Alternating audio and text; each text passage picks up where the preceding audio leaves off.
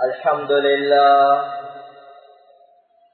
لله الذي هدانا لهذا وما كنا لنهتدي لولا أن هدانا الله أما بعد فقد قال الله تعالى في القرآن الكريم بعد أعوذ بالله من الشيطان الرجيم بسم الله الرحمن الرحيم يا أيها الذين آمنوا كتب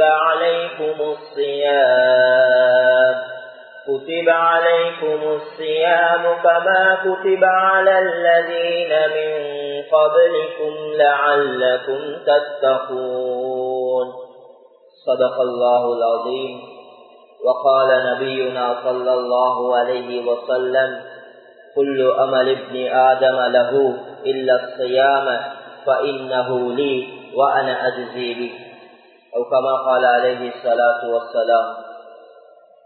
உலகத்தை படைத்து பரிபாலித்துக் கொண்டிருக்கும் ஏக வல்ல அல்லாஹுவை முதலில் புகழ்கின்றேன். அல்ஹம்துலில்லாஹ் அல்ஹம்துலில்லாஹ்.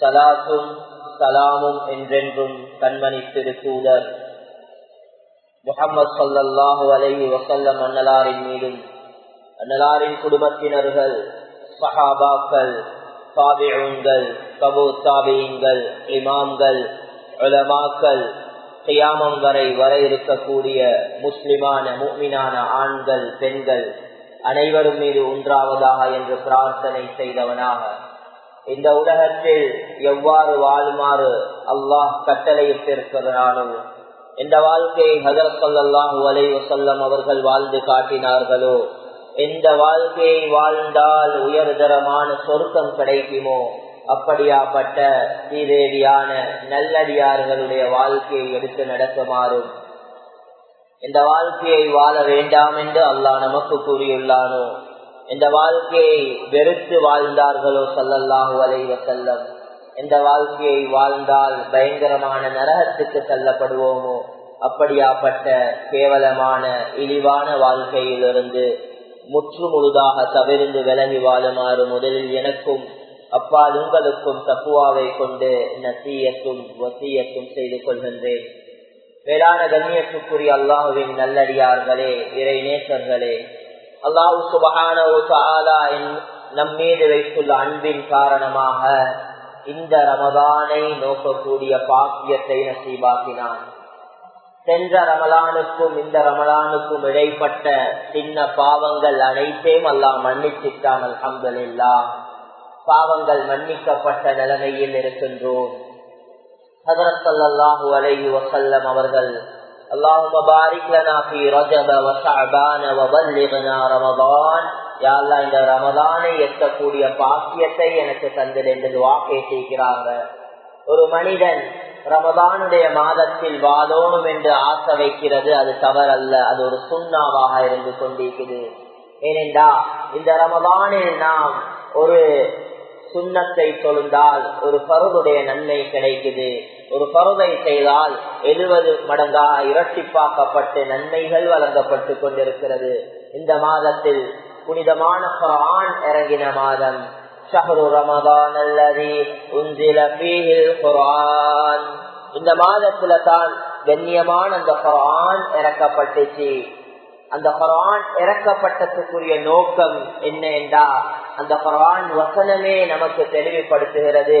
முதல் மக்களுடைய நேர்வழிக்காக வேண்டி, அப்படி என்றா ஏண்டேம் உங்களுடைய நேரான பாதை, அல்லாஹ்க்கு விருப்பமான பாதையில வாழ்றதுக்காக வேண்டி யஹ மகஹி ஜீவத்வீம சந்தஹா தமை குர்ஆனே பஹலவுனாசியா, அல்லாஹ்வுடைய பரிசுத்த குர்ஆனே பவசனவா. கண்ணியமானவர்களே, ஒவ்வொரு நாளும் இந்த ஹிதாயத்தை அல்லாஹ்விடம் நாங்க துஆ கேட்கிறோம். இந்த ஹிதாயத்துக்காக வேண்டி அல்லாஹ்விடம் மன்றாடுறோம். ஒரு நாளைக்கு 17 தடவைகள் இந்த துஆவை ஓதுவது வாஜிபாக இருந்து கொண்டிருக்கிறது. இஹ்தினஸ் ஸிராத்தல் முஸ்தகீம் என்று 17 தடவைகள் துஆ கேட்கிறோம். கட்டாயமான சுன்னாக்கள் 12 ரகாத்துகள் தொழுகிறோம். 17 12-29. அத மாதிரி தராவீஹ் நோம்புடைய காலத்தில் சொல்லுறோம் 20 ரகாத்ல இஹ்தினஸ் ஸிராத்தல் முஸ்தகீம் என்று ஓதுறோம். சுப்ஹானல்லாஹ் 49 தடவை ஒவ்வொரு நாளும் கேட்டுக்கொண்டிருக்கிறோம். வித்ருடைய 3 ரகாத் 52 தடவை இஹ்தினஸ் ஸிராத்தல் முஸ்தகீம், யா அல்லாஹ் நேரான பாதையை காட்டிடே, யா அல்லாஹ் நேரான பாதையை காட்டிடே என்று நானும் நீங்களும் துஆ கேட்டவர்களாகவே வாழுறோம். அந்த இஹ்தினஸ் ஸிராத்தல் முஸ்தகீம் என்றா என்த அன்அம்த அலைஹிம், அந்த அன்அம்த அந்த நிஅமாக்கள் கொடுக்கப்பட்டவர்கள். நிஅமாக்கள் கொடுக்கப்பட்டவர்கள் என்றா யாரு? குர்ஆன்ல இன்னொரு இடத்துல அல்லாஹ் தெளிவுபடுத்துறான். அவங்க தான் சித்தீகீன்கள், சுஹதாக்கள், சாலிஹீன்கள். சித்தீகீன்கள் என்றா அல்லாஹ்வுடைய வசனங்களை ஸல்லல்லாஹு அலைஹி வஸல்லம் அவர்களை கண்மூடித்தனமாக நம்புறது, அல்லாஹ்வுடைய வேதத்தை கண்மூடித்தனமாக நம்புறதுக்கு தான் சித்தீகீன்கள் என்று உண்மையாளர்கள் என்று கூறுவார்கள். அதுல எந்தவித சந்தேகமும் கிடையாது. மேலான கண்ணியத்துக்குரியவர்களே, நானும் நீங்களும் புடிச்சிக்கக்கூடிய இந்த நோன்பு நம்மிடத்திலிருந்து என்ன எதிர்பார்க்குது? இந்த நோன்பு நம்மிடத்திலிருந்து எதனை கேட்குது? அல்லாஹ் குர்ஆன்ல சொல்றான், குதிபா அலைக்குமுஸ் ஸியாம், இந்த நோன்பு உங்கள் மீது கடமையாக்கப்பட்டிருக்கிறது.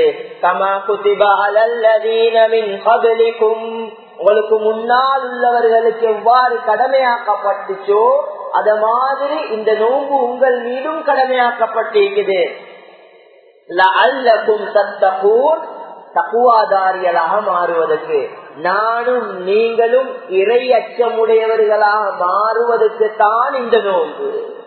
ஒரு பாவம் செய்ய ஆசை வருது, ரப்புட நினைவு வந்த உடனே அந்த பாவத்தை ரப்புக்காக வேண்டி விடுறது தக்குவா. மனம் விரும்புது, உள்ளம் கேட்குது அந்த பாவத்தை செய்ய.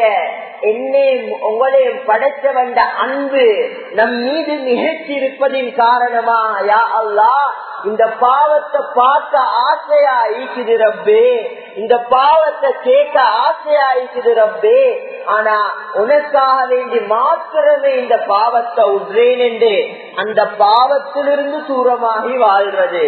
கஷ்டமான நிலைமை, துன்பமான நிலைமை, பணம் தேவையான நிலைமை, ஹராம் கைக்கிட்ட வந்திருக்குது, அந்த ஹராத்தை செஞ்சா பணம் கைக்கு வந்துடும், இந்த தேவை நிறைவேறிடும்.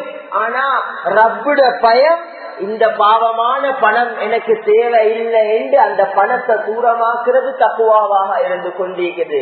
இந்த தக்குவாவை இந்த நோன்பு நம்மிடமிருந்து எதிர்பார்க்கிறது. සෑම අවස්ථාවකම සෑම මොහොතකම අල්ලාහ් මා දිහා බලන් ඉන්නවයි කියන විශ්වාසයෙන් ජීවත් වීම.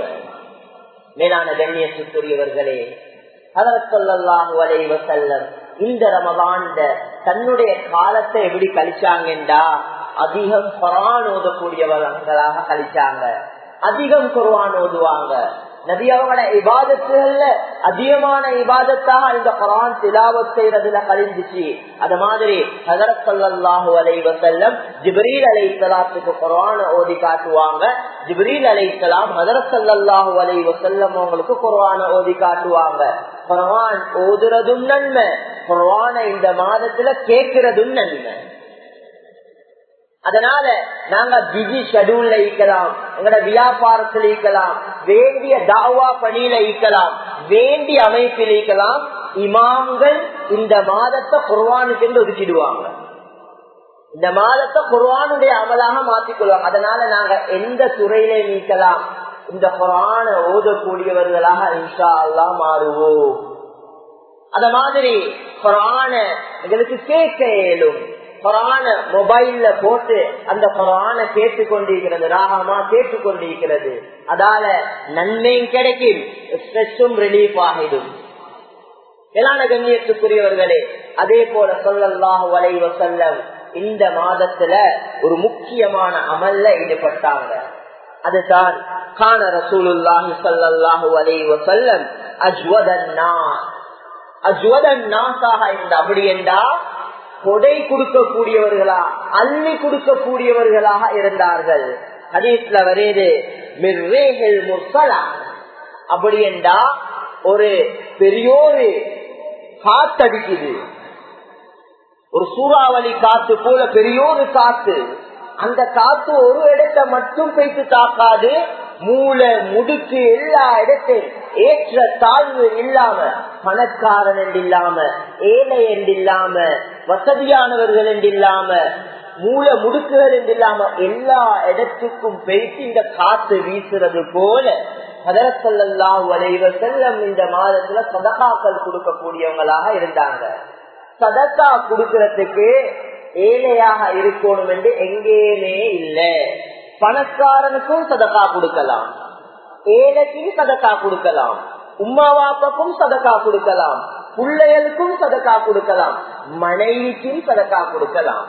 கண்ணியமானவங்களை ஸல்லல்லாஹு அலைஹி வஸல்லம் அவங்க சொன்னாங்க, ஒருத்தரு மிஸ்கீன்களுக்கு சதகா கொடுக்கிறாரு, இன்னொருத்தரு அடிமைகளுக்கு சதகா கொடுக்கிறாரு, இன்னொருத்தரு புகராக்களுக்கு சதகா கொடுக்கிறாரு, இன்னொருத்தரு தாண்ட குடும்பத்துக்கு சதகா கொடுக்கிறாரு. இந்த 4 சதகாலும் எது ஆக உயர்ந்த சதகா என்றா, எது நன்மைகளை கூட தரக்கூடிய சதகா என்றா, நாங்க எங்கட மனைவி பிள்ளைக்கு செலவழிக்கிற பணம். சுபஹானல்லாஹ். ஏண்ட மனைவிய ஏண்ட புள்ளைய சந்தோஷமா வாழ வைக்கிறது உயர்ந்த சதகா, மிக மேலான சதகா. அதனால நாங்க இந்த மாதத்துல அதிகம் சதகா கொடுக்கக்கூடியவர்களா இருக்க வேண்டும். இந்த மாதத்துல அதிகமானவங்க என்ன செய்வாங்கன்னா ஜகாத் கொடுப்பாங்க. நிறைய பேர் தாண்ட ஜகாத்த ரமதானுடைய மாதத்துல கொடுப்பாங்க. நான் இந்த பள்ளி நிர்வாகிகளிடம் ஒன்று வேண்டிக் கொள்ள விரும்புகிறேன். இந்த மஹல்லால கிட்டத்தட்ட 2000க்கு மேற்பட்ட குடும்பங்கள் இருக்கிறாங்க. இந்த மஹல்லால ஏழையர்கள் கிட்டத்தட்ட 165க்கு மேல இருக்கிறாங்க. இந்த 65% கவர் பண்ற எதிரியா இந்த பேலன்ஸ் 35% உள்ள ஜகாத்துடைய பணம். உதாரணமாக நான் என்னிடத்துல ஒரு ஜகாத் பணம் ஒன்று இருக்குது. இந்த ஜகாத் பணம் எனக்கு 1 லட்சம் இருக்குது. இதை நல்லா விளங்கிக்கோங்க. எனக்கிட்ட ஜகாத் பணம் 1 லட்சம் கொடுக்கணும். எங்கட ஷாஃபி மதுஹப்படி இந்த ஜகாத்துடைய பணத்தை எங்கட இந்த ஏரியால எத்தனை கூட்டம் இருக்கோ அத்தனை எல்லா கூட்டத்துக்கும் கொடுக்கணும். உதாரணமாக ஸ்ரீலங்கால ஒரு 5 கூட்டம் இருப்பாங்க. 8 கூட்டத்துக்கு ஜகாத் கடனை ஸ்ரீலங்காவில் எடுத்துக்கொண்டா ஒரு 5 கூட்டம் நீக்குது. அப்ப இந்த பிரதேசத்துல ஒரு 5 கூட்டம் நீக்கிறேன் வெப்பமே. ஏங்க ஜகாத் பணம் 20,000 கட்டாயமாக பிரிக்கப்படும். இந்த 5 கூட்டத்திலே ஒவ்வொரு கூட்டத்திலே 3 பேருக்கு கொடுக்கும். அப்ப கிட்டத்தட்ட ஏண்ட பணம் 6,666 ரூபாவாக பிரியுது. இப்ப ஏண்ட ஜகாத் பணம் 6,666 ரூபா ஒருத்தருக்கு கொடுக்கிறது சிறந்ததா, அல்லது எங்கட மஹல்லா அந்த ஜகாத்துடைய பணத்தை கலெக்ட் பண்ணி ஒரு 10 பேர்த்த ஜகாத்தை எடுத்து 6,666 ஆறாக பெருத்தா 66,666 ரூபா வருது. அதே 20 பேர் சேர்ந்தா 1 லட்சத்துக்கு மேல வருது. 1,40,000 சொச்சம் வருது. இப்போ ஒருத்தருக்கு 1 லட்சம் போறது சிறந்ததா, ஒருத்தருக்கு 6,666 ரூபா போறது சிறந்ததா? 6,000 எடுக்கிறவரு மௌத்து வரைக்கும் ஜகாத் கடமையானவராகவே வாழ்வார்.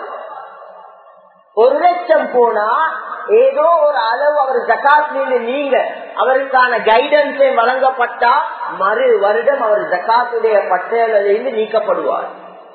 அதனால இதை நல்லா கன்சிடர் பண்ணுங்க. இது ஒரு முக்கியமான அமல். இந்த உலமாக்களை அணுகுங்க. இதை பத்தி ஸ்டடி பண்ணி ஸ்டாட்டிஸ்டிக் எடுத்து ஊர்ல எப்படி டெவலப்மெண்ட்டை கொண்டு வரையலுமோ அதுக்கான முயற்சிகள்ல நாங்க ஈடுபட விடும்.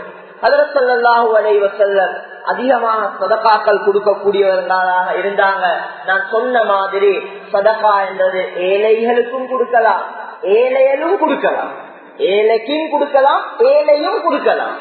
அப்படி என்றா ஏண்ட பணம் ஏழையொன்றுக்கும் கொடுக்கலும்.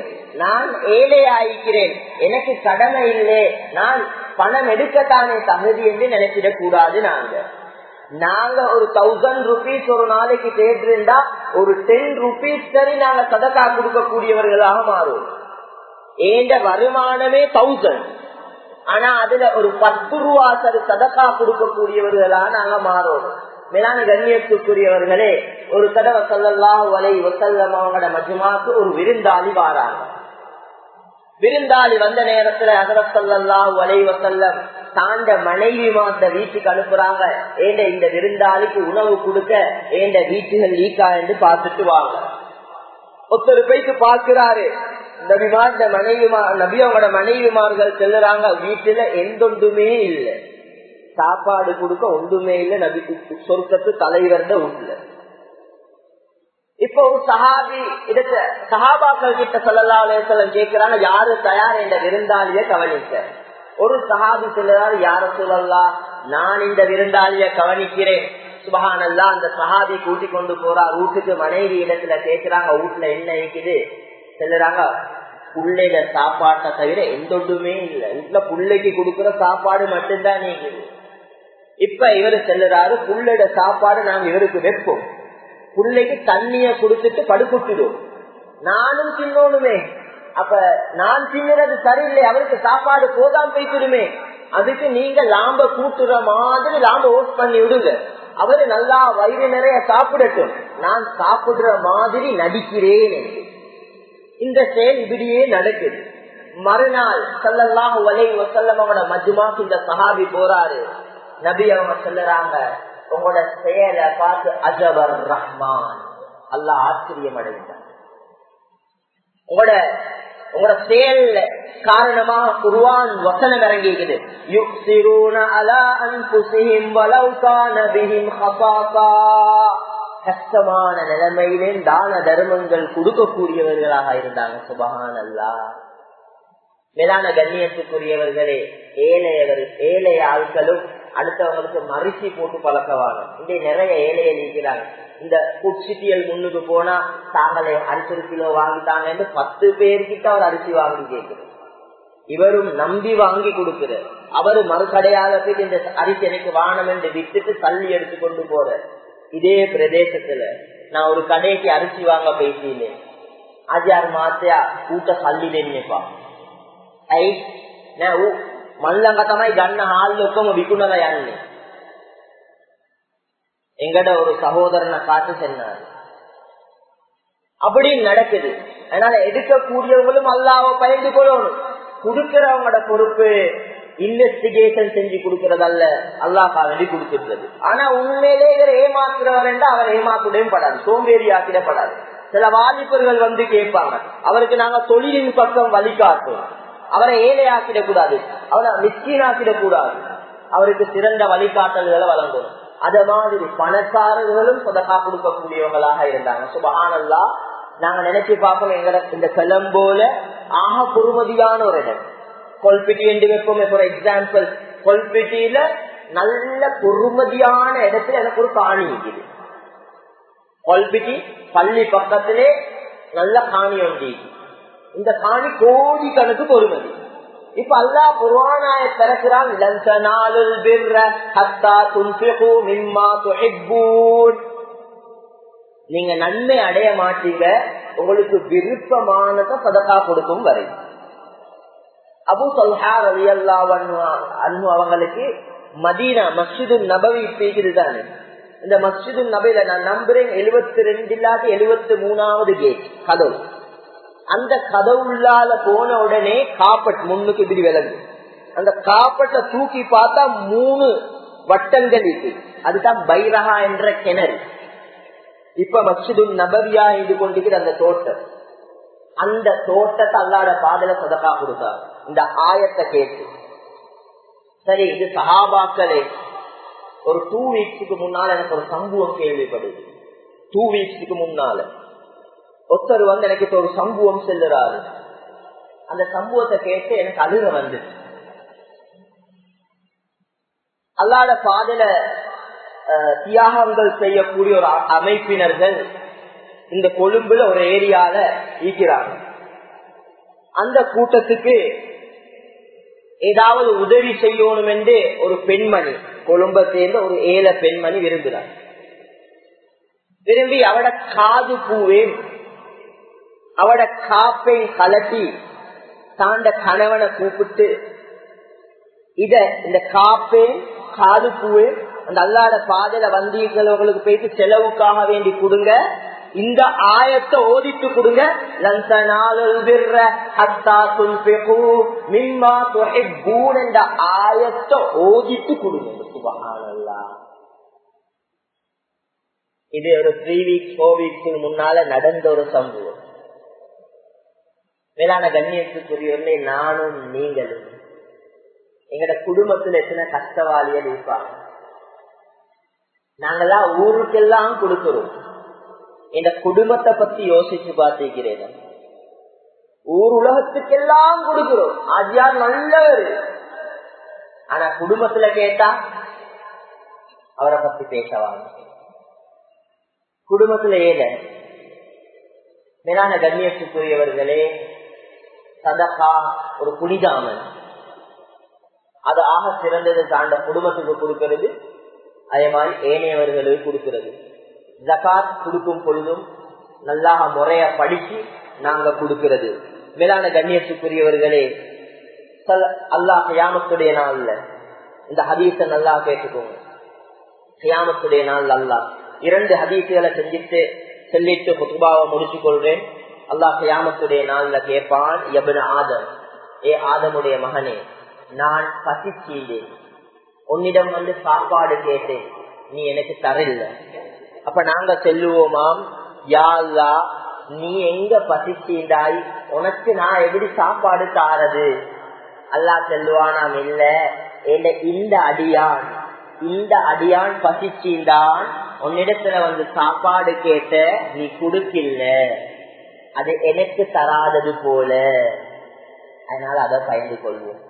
இன்னொரு ஹதீஸ், அதுவும் ஹதீஸுல் குத்ஸி, மன் நஃபஸ அன் முஃமினின் குர்பத்தன் மின் குரபித் துன்யா நஃபஸல்லாஹு அன்ஹு குர்பத்தன் மின் குரபி யௌமில் கியாமா. இந்த ஹதீஸை நல்லா விளங்குங்க. இதை சொல்லிட்டு முடிச்சு கொள்றேன். இந்த ஹதீஸ்ல குரப் என்ற ஒரு துண்டு பயன்படுத்தப்படுது. அதே ஹதீஸ்ல இன்னொரு தொடர்ல, அதே ஹதீஸ்ல அடுத்த துண்டா வருது, வமன் யஸ்ஸர அலா முஹ்சிரின் யஸ்ஸரல்லாஹு அலைஹி ஃபித் துன்யா வல் ஆখিরা. இந்த குரப் என்ற வசனமும் கஷ்டம்தான், உசுர் என்ற வசனமும் அரபுல கஷ்டம்தான். ஆனா இது ரெண்டுக்கும் வித்தியாசம் இருக்குது. குரப் என்ற கஷ்டத்தை நீக்கினா அல்லாஹ் கியாமத்தினால் எங்கட கஷ்டத்தை நீக்குவான். கியாமத்தில் எங்களுடைய கஷ்டம் என்ன? சொர்க்கமா நரகமா என்ற கஷ்டம் மட்டும்தான் நீக்கும். அப்ப கியாமத்தில் அல்லாஹ் எங்களுடைய கஷ்டத்தை நீக்குவான். இந்த துன்யால ஒரு அடியாண்ட குரப நீக்கினான். குரபெண்டா என்ற கஷ்டம் என்ன என்றா, அவரு வெளியே வரையில அந்த கஷ்டத்திலிருந்து கோடி கணக்கு கடன், லட்சக்கணக்கு கடன், ஊட்டையும் கொடுத்து, காணியையும் கொடுத்து, கடையையும் கொடுத்து, இதுக்காக கொடுக்க வழி இல்லை. இப்ப யோசிக்கிறாரு, நான் தற்கொலை செஞ்சு கொள்ளவா? ஒரு டிப்ரெஷன் லெவலுக்கு பேசிக்கிறாரு. இப்படி ஒரு கஷ்டத்துக்கு தான் இந்த குரம் என்ற வசனத்தை அரபுல பயன்படுத்துவார். இப்படியாப்பட்ட ஒரு கஷ்டத்தை நீக்கினா அல்லாஹ் கியாமத்தில் எங்கட கஷ்டத்தை நீக்குவான் என்று ஹதீஸுல் குத்ஸி அல்லாஹ் சொல்றார். அத மாதிரி அந்த உதாரணத்துக்கு நான் பசிச்சிக்கிறேன், அல்லது என்ன வீட்டு வாடகை கெட்ட தள்ளி இல்லை, அல்லது எனக்கு ஒரு விஷயத்த செஞ்சுக்கொள்ள காசு இல்லை இந்த கையில. இப்ப ஒருத்தர்கிட்ட போயிட்டு கேட்கிறேன், எனக்கு கொஞ்சம் தள்ளி தேவை, இப்படி ஒரு தேவை ஒன்று. அவர்கிட்ட கஷ்டத்தை உணர்ந்து நான் அவர்கிட்ட கஷ்டத்தை நீக்கிறேன் என்றா ஹதீஸ்ல வருது, அல்லாஹ் துனியாட கஷ்டத்தை நீக்குவான், ஆகிரத்துல கஷ்டத்தை நீக்குவான். அப்படி என்ன அப்படி பசிச்சொத்த சாப்பாடு கொடுத்தா, அல்லது வீட்டு தேவையோட வீட்டு தேவையை நிறைவேற்றினா, கரண்ட் பில் கெட்டிக்கொள்ள இல்லாத கரண்ட் பில்லுக்கு தள்ளி கொடுத்தா, துனியால எங்களுக்கு என்னென்ன கஷ்டம் வருமோ அந்த கஷ்டத்தையும் அல்லாஹ் நீக்குவானாம், ஆகிரால உள்ள கஷ்டத்தையும் நீக்குவான். சுப்ஹானல்லாஹ், அல்லாஹ் இரக்கமுடையவன்.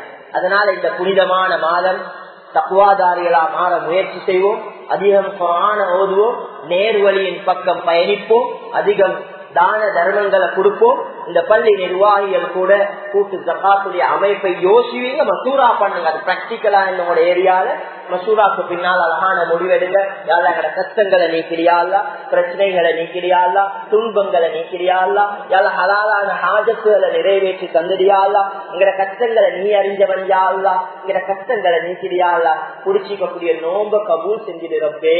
எங்கட பாவங்கள், சின்ன பாவங்கள், பெரிய பாவங்கள், எல்லா விதமான பாவங்களுக்கும் மன்னிப்பு தந்துடுறப்பே. நீ மன்னிக்காட்டி எங்களை மன்னிக்க வேற யாருமே இல்லையா அல்லா. எங்கட பாவங்களை மன்னிச்சரியா அல்லா. பலஸ்தீன் மக்களுக்கு நிம்மதியை வழங்கிறியா அல்லா. அங்கே சிறார்களுக்கு வெற்றியை நசீபாக்கிறியா அல்லா. கஷ்டப்படுறார்கள் யா அல்லா, கஷ்டத்தோட வாழ்றாங்க யா அல்லா. அவங்களோட கஷ்டத்தை எங்களால நீக்கலும் துவாவால மட்டும்தான் ரப்பே. நாங்க அவங்களுக்கு கேட்கிற துவாவை கபூல் செஞ்சியா அல்லா. எங்களுடைய துவாக்களை ஏற்றுக்கோ. வாஹ்ரத் அவானா அல்ஹம்துலில்லாஹ்.